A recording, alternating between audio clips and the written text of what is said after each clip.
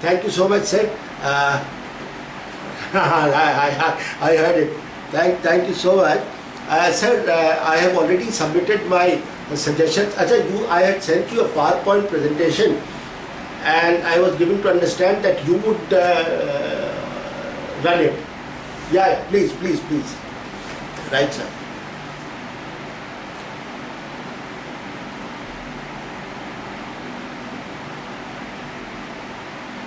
Just tell me when you...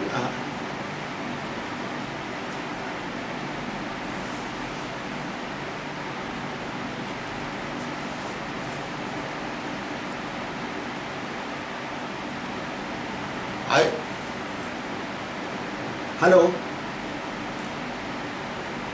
Acha, what I can do is, I can make a presentation and when you get it, you can load it there. Right. If you permit, can I start? Right.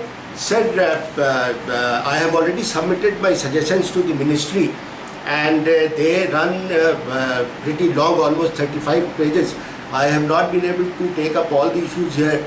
Only the critical issues I have included, and to start with, there are about 21 suggestions on the definition part.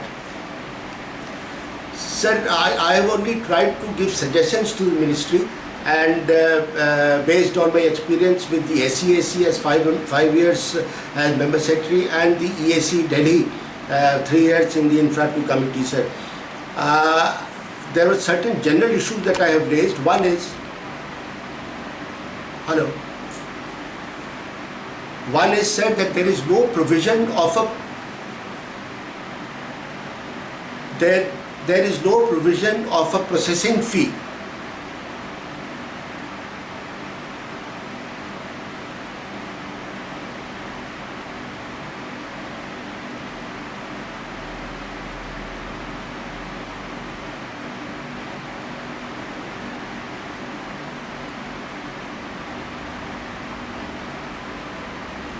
Sir, I have suggested that there should be a processing fee because as member secretary of the SEAC, I have noticed almost every time that we have lots of difficulty in paying to our members. So when we are giving a service, we should might as well charge for a processing fee and strengthen the entire system.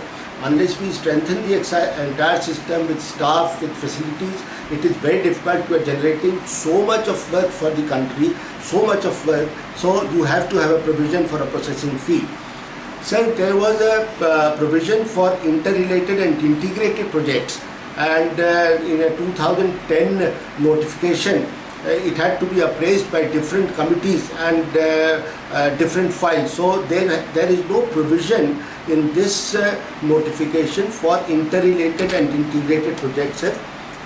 The secretariat for the SEIAA, the SEAC, the UTEIA, DAC, etc. have also not been notified.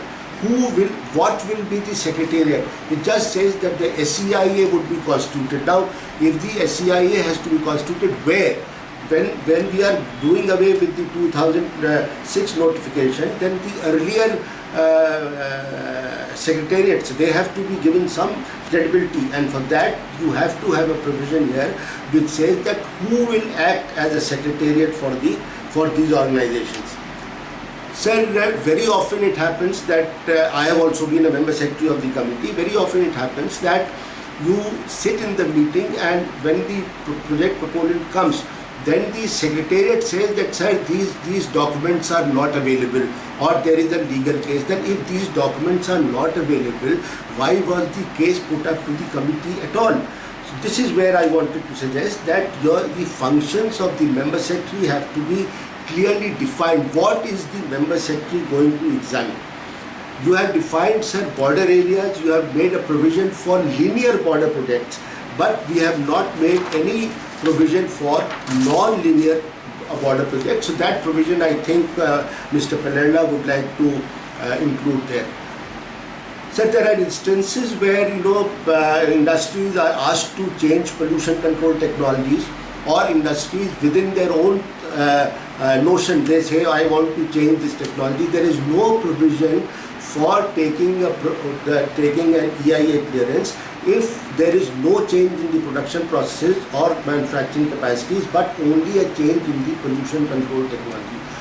Sir, ZLD is a very highly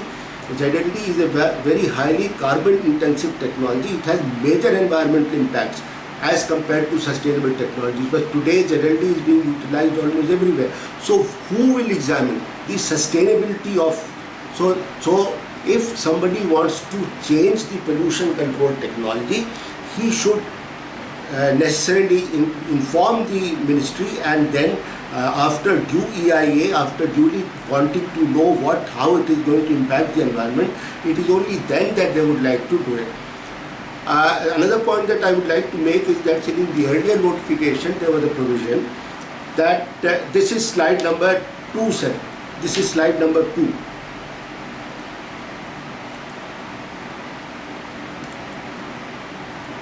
Yeah, this is this one.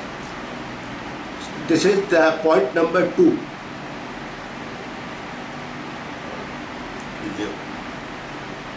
Disconnect.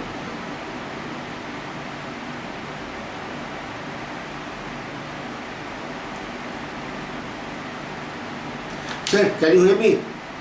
Hello? Hello? Okay. Very good, sir. So, in the earlier notification, okay. So,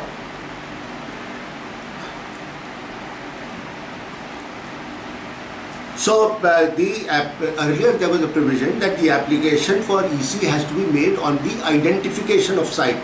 This was very important because EC is the first site clearance. है ना? हाँ, नहीं वो कर रहे हैं ना, हम नहीं कर रहे. हाँ,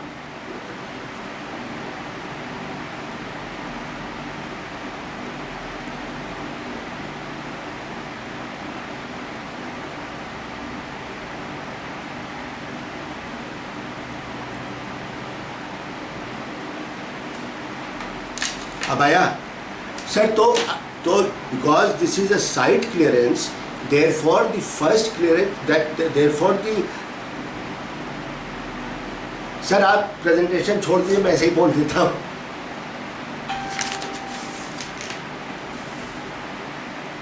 मैं ये कहना चाह रहा था कि एप्लीकेशन जो है आइडेंटिफिकेशन ऑफ साइट के पर किया जाना चाहिए, क्योंकि EAC कमिटी और अथॉरिटी को पूरा अधिकार है कि किसी भी प्रपोजल पर एनवायरमेंट क्लियरेंस रिजेक्ट कर देना.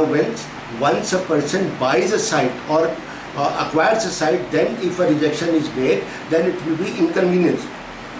Therefore, this provision has to be there, that application has to be made on the identification of site. Another suggestion that I gave was that there is no quorum for the meeting. Often it happens that there are only 2 members in the meeting and the meeting takes. So there should be an essential provision for providing a quorum for the meeting. How many of people present should be treated as a majority, and how many members should be present in order that the meeting should take place. This quorum should be there. There is some confusion on the built-up area requirements, and I only have suggested that maybe the ministry would like to add that areas open to sky, all areas open to sky will not classify as built-up area. This particular line, if is there, so any constructed area which is open to sky will not classify as built-up area. Maybe technically Mr. Palerla would like to examine this. A major suggestion that I had made is that why do we need CER when there is a provision of CSR and EMP? Such CER was introduced by the ministry in 2007 to meet the social needs of the community as a result of the development of the project. Now, in 2013 you had this Companies Act which introduced the concept of CSR, which looks after the social needs of the community. CER is based on capital cost. The moment you lead 5%, 2%, 3% of the capital cost on the industry, all that cost is transferred to the consumer. but CSR is part of the profit, and it is only transferred to the producer. So this I have suggested that the concept of CER may be looked into, and CER is not required if CSR is there. There is a provision which says at 3.4, it says that the committees can modify the standard conditions. Now, why should the committee modify the standard condition? The standard condition is a generic condition. It is for the sector. It is for a sector. It is not for the unit proper. So, specific condition is unit specific and location specific. Standard conditions should not be altered once the ministry has finalized those standard conditions. Every project should have those standard conditions. Only the specific conditions be additionally granted by the. Then there is some.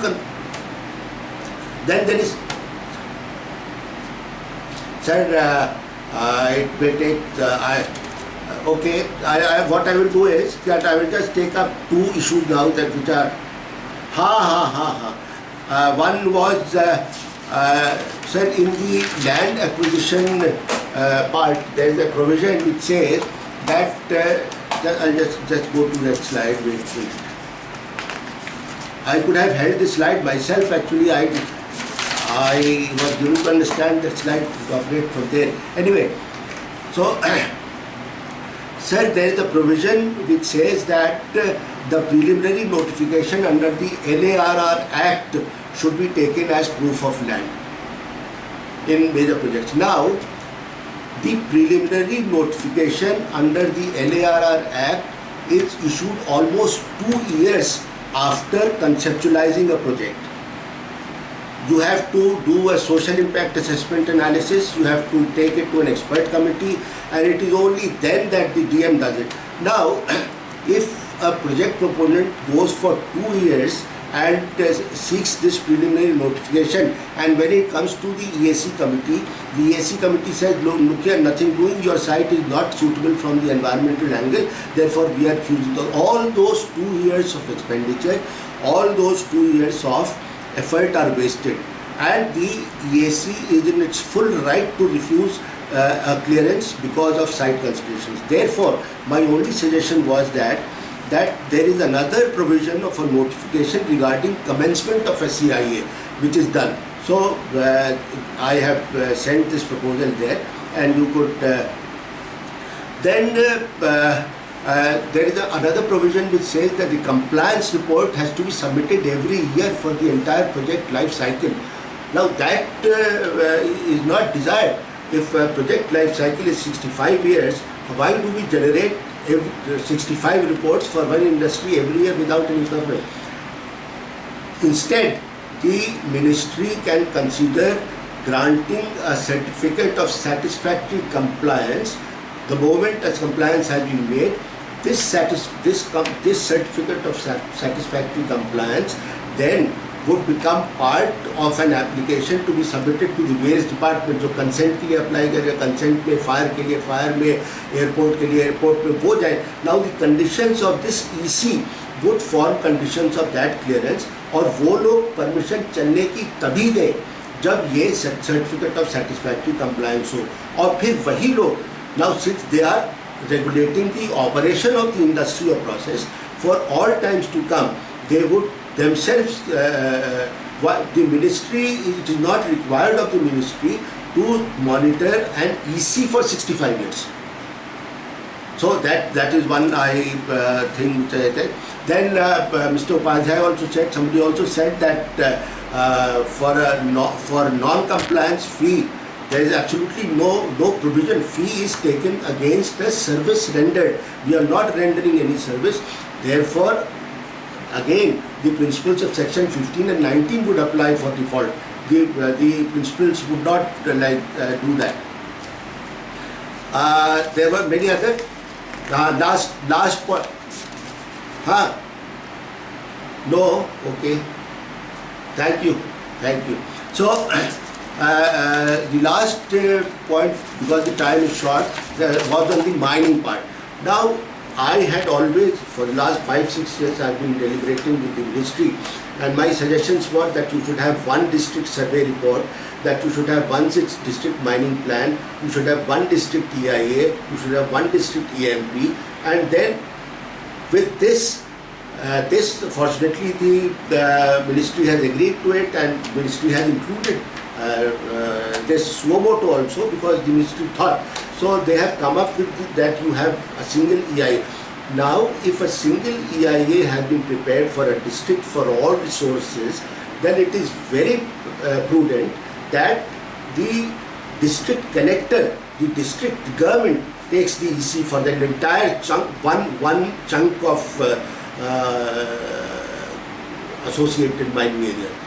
वो जब district collector ले लेगा EIA clearance एक EMP पे, तब उसके बाद individual को आना होगा. The individual would just be granted a letter if he is part of that mining lease. और जो भी खर्चा आएगा EMP के एक्सक्यूशन का, जो भी खर्चा आएगा CSR का, that has to be borne on a per pro rata basis that the DM will decide. Like if I have to spend 25 crores for the right, ठीक है. और मेरा ये सुझाव है that all these suggestions are there on the website. तो मैंने डाल भी दिया है हमारे प्रेजेंटेशन के लास्ट पेज पे. सर वो लिंक भी है wealthywaste.com पे है. wealthywaste.com पे all my suggestions, there are all those 35 pages. There are so many issues, and I am again very grateful to Mr. Tyagi, to the IDC, to the Alumni Association, CPCB. I can see Mr. S.K. Gupta also on my side. So, Namaskar sir, thank you so much once again. Thank you sir. Thank you.